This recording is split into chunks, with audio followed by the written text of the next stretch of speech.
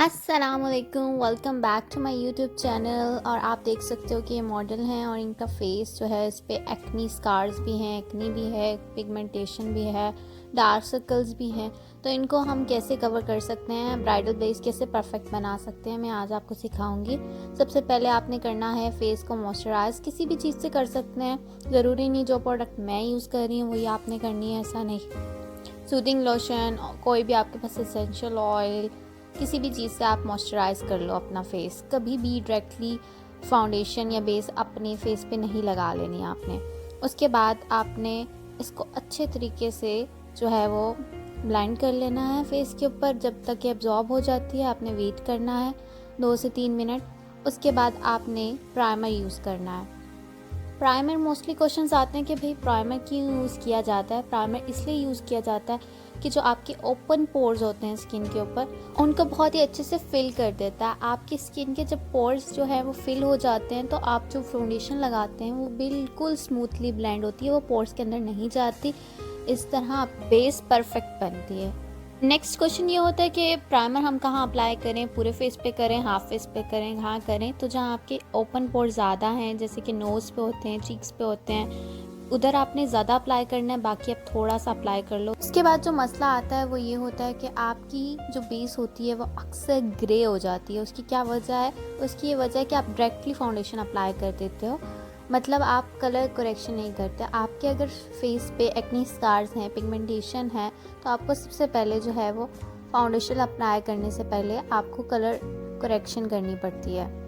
अब देखिए ये डार्क सर्कल्स हैं इनके, तो यहाँ मैं ऑरेंज कलर करेक्टर यूज़ कर रही हूँ। अगर आपकी स्किन बहुत ज़्यादा फेयर है और आपके डार्क सर्कल्स हैं तो आप पीच कलर का कलर करेक्टर यूज़ करेंगे। मैं यहाँ ऑरेंज कर रही हूँ क्योंकि मॉडल की जो स्किन है वो बिल्कुल फेयर नहीं है। आप ऑरेंज कलर की लिपस्टिक भी यूज़ कर सकते हो, लेकिन आपने उसको बहुत ही आराम से तसल्ली से ब्लेंड करना। आप देखिए मैं उसी ब्रश के साथ उसको उसी जगह पे ब्लेंड कर रही हूँ। आपने बिल्कुल गायब नहीं कर देना, कलर करेक्टर उसी जगह पे रहेगा, बस आपने इसी के ऊपर फाउंडेशन अप्लाई कर देनी है। अभी मैं आपके सामने जो है वो क्रेलॉन की स्टिक यूज़ करने वाली हूँ जिसका शेड है एवरी, और ये हर पॉलर में यूज़ होती है। मैं ये टेस्ट करूँगी कि ये बेस कैसी रहेगी। आपके सामने आपको रिज़ल्ट शो करूँगी कि बिफ़ोर और आफ्टर कितना फ़र्क आया। ठीक है, ये मैं यूज़ कर रही हूँ, इसको मैंने डायरेक्टली फेस पे अप्लाई कर लिया है। आपने बहुत ज़्यादा भी नहीं लगानी, बहुत कम भी नहीं लगानी है। देखिए मैंने इतनी सी लगाई है, सारा फेस से कवर हो जाएगा। और हाँ, एक और गलती जो करते हैं वो ड्राई स्पंज लेके भाई उसी से रगड़ने लग जाते हैं। ये सबसे बड़ी मिस्टेक होती है बेस की। आपने गीला करना है स्पंज को, उसके बाद पानी सारा निचोड़ के उसको ड्राई, इतना ड्राई भी नहीं करना, थोड़ा थोड़ा सा गीला सा हो, तो आपने उससे जो है वो इसको ब्लेंड करना है, उसको रिप्लेस नहीं कर देना। आप यहाँ ध्यान से देखिए कि जिस जगह पे है मैं उसी जगह पे डैप डैप कर रही हूँ। और ये वीडियो मैंने फास्ट फॉरवर्ड इसलिए नहीं की क्योंकि अक्सर लोग वीडियोस देखते हैं तो कहते हैं इतनी जल्दी जल्दी इन्होंने बेस को ब्लेंड कर लिया है। तो ऐसा नहीं होता, हमें भी इतना ही ज़्यादा टाइम लगता है जितना ज़्यादा एक नॉर्मल बेस को ब्लेंड करने में लगता है। तो आप देखें कि बिल्कुल तसल्ली से आपने वहाँ आराम आराम से उसको ब्लेंड करते जाना है, जितना टाइम लगे आपने लगाना है, लेकिन आपकी जो बेस है वो परफेक्ट होनी चाहिए। देखें ये चीज़ जो आप मिस कर देते हो ज़्यादातर, कि ये जो बेस है मैं उनको बालों की तरफ लेके जा रही हूँ, क्योंकि बालों के अंदर जो ब्लैक ब्लैक एरिया होता है वो रह जाता है, तो उधर बेस नहीं जाती। इस तरह आप करते तो एक नेचुरल सा फिनिश आता है। देख सकते हो आपके कितना ज़्यादा टाइम लग रहा है बेस को ब्लेंड करने में। मैंने वीडियो आगे नहीं की इसीलिए, क्योंकि आपको पता चले कि कितनी देर लगती है और आपको तसल्ली से ब्लेंडिंग करनी है, बिल्कुल भी जल्दी में नहीं करनी, तसल्ली से करनी है।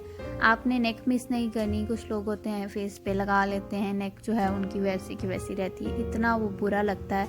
आपने नेक पे भी फाउंडेशन उतनी ही क्वांटिटी में अप्लाई करनी है जितनी आपने फेस पे की हुई है, उसको भी आपने उतनी ही अच्छे तरीके से ब्लेंड करना है जितने अच्छे तरीके से फेस पे किया। लेकिन एक चीज़ है कि आप जो नेक पे है वो जल्दी जल्दी ब्लेंड कर सकते हो क्योंकि वहाँ इतने ओपन पोर्स नहीं होते, तो आप आराम से ब्लेंड की जगह जो है तेज़ी से ब्लेंड भी कर सकते हो। अच्छा, आइज़ के लिए मैं वही वाली फाउंडेशन ले रही हूँ, मतलब जो क्रेलॉन की एवरी स्टिक मैंने ली थी उसको ही मैंने आइज़ पे अप्लाई कर लिया। ज़्यादातर लोग कंसीलर अलग से लेते हैं कि अंडर आइज़ और जो आईलिड्स हैं उसी से कवर कर लें। आपकी जो क्रेलॉन की स्टिक है वो आइज़ को और अंडर आइज़ को कवर कर सकती है। ठीक है, मैं आपको करके दिखाती हूँ। ये आपने वही वेट स्पंज लेना है और अच्छे तरीके से ब्लेंडिंग करनी है। बहुत ही हल्के हाथों से करनी है, जैसे हमने फेस पे की है उससे भी नाजुक ये एरिया होता है, आपने आराम आराम से करनी है। उसके बाद जो है बहुत ज़्यादा क्वेश्चन इस एक्वा बेस के आते हैं, ये भी क्रेयॉन की है कि स्टिक लगाने के बाद एक्वा बेस क्यों लगाते हैं पॉलर वाले, तो अभी हम देखते हैं कि कैसा रिजल्ट है इसका। अच्छा, इसको पैनकेक भी कहते हैं। अक्सर नहीं पता चलता कि रियल पैनकेक जो है वो कौन सा है, ठीक है। आपने इसको दबाना है तो अगर नीचे चला जाता है तो आपके पास रियल वाला है, अगर बहुत ज़्यादा हार्ड है ना तो फिर वो फेक है, ठीक है। अब इसको मैं किसी भी स्पंज से आप लगा सकते हो, मेरे पास इस तरह का स्पंज है, इसको मैं गीला करूँगी और उसके अंदर डिप करके और मैं उससे लगाऊंगी। आप इस तरह का स्पंज भी ले सकते हो, लेकिन सॉफ्ट होना चाहिए और वेट होना चाहिए। इस तरह का जो जिससे मैंने बेस ब्लेंड किया आप वो भी ले सकते हो। अब मैं फेस की एक साइड पे लगा के आपको रिजल्ट्स दिखाऊंगी। ये देखिए आप, मैंने वही वाला वेट स्पंज लिया, उसके ऊपर बेस लगाई थी, मैंने इस पे लगा ली है। और अभी आपको वाइट बहुत ज़्यादा लग रहा है, लेकिन ये थोड़े टाइम के बाद जो है वो स्किन कलर के साथ एडजस्ट हो जाता है। ये भी शेड एवरी में है, जो स्टिक मैंने ली थी वो भी शेड एवरी में है, तो दोनों का कलर जो है वो ऑलमोस्ट सेम ही है, लेकिन ये थोड़ा सा टाइम लेगी एडजस्ट होने में। इसको अप्लाई करने का तरीका ये है कि आपने इसको फिक्स करना है फेस के ऊपर, एक लेयर बना देनी है, और आपने ये ज़रूर ध्यान रखना है कि लेयर जो है वो हर तरह से इक्वल हो, स्मूथ हो, किसी जगह पे कम किसी जगह पे ज़्यादा ना हो, ठीक है। एक चीज़ मैं बताना भूल गई कि क्रेयोलन की जो स्टिक है वो ब्लेंडिंग का उसका पता कैसे चलता है कि ब्लेंड हो गई है, तो आपका जो स्किन है उसके ऊपर शाइन आने लग जाती है, जिससे पता चल जाता है कि भाई अब जो है वो बेस ब्लेंड हो गई है। इसी तरह इसका भी शाइन आ रहा है एक स्पेसिफिक, आपको पता चल जाएगा कि हाँ ये फिक्स हो गई है, आपकी स्किन के साथ एडजस्ट हो गई है। यहाँ आप डिफरेंस भी देख सकते हो कि एक साइड पे मैंने अप्लाई की है एक्वा बेस, एक साइड पे नहीं की अभी, और कितना ज़्यादा फ़र्क है। फ्रेश जो है वो स्किन लग रही है। आप मैंने जल्दी से दूसरी साइड पे भी ब्लेंड कर लिया उसी तरीके से। इस स्पंज से मैंने अच्छे तरीके से फिक्स कर लिया है बेस को।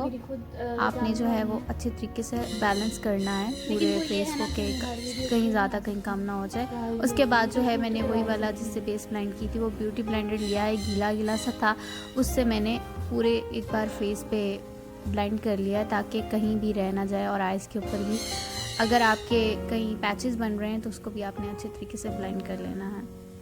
अब बारी है रिजल्ट्स की, और आप देख सकते हो कि बिफोर स्किन कैसी थी, पिगमेंटेशन थी, डार्क स्पॉट्स थे, एक्ने स्कार्स थे, और आफ्टर जो है वो बेस आप देख सकते हो कि वो कितनी हद तक कवर हो गए हैं।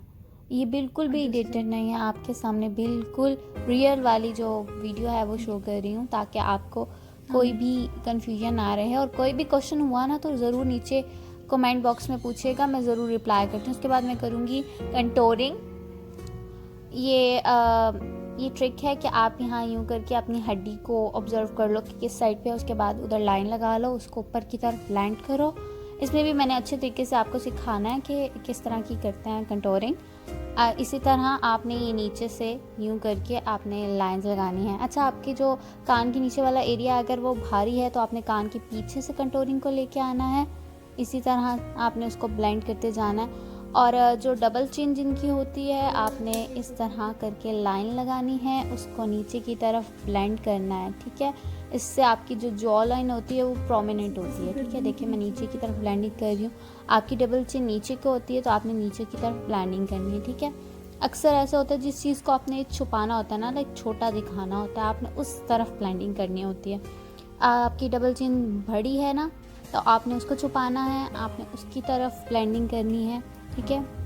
इस तरह कान के पीछे अगर आपका एरिया जो है वो हैवी है तो आपने कान के पीछे से ब्लेंडिंग करनी है। इसी तरह आपने फॉरहेड की जो शेप होती है वो बनानी है तो आपने पीछे की बालों की तरफ ब्लेंडिंग करनी है ताकि आपकी वो चीज़ जो है वो जिस तरह आप शेप को प्रोमिनेंट करना चाह रहे हो वैसे हो जाए।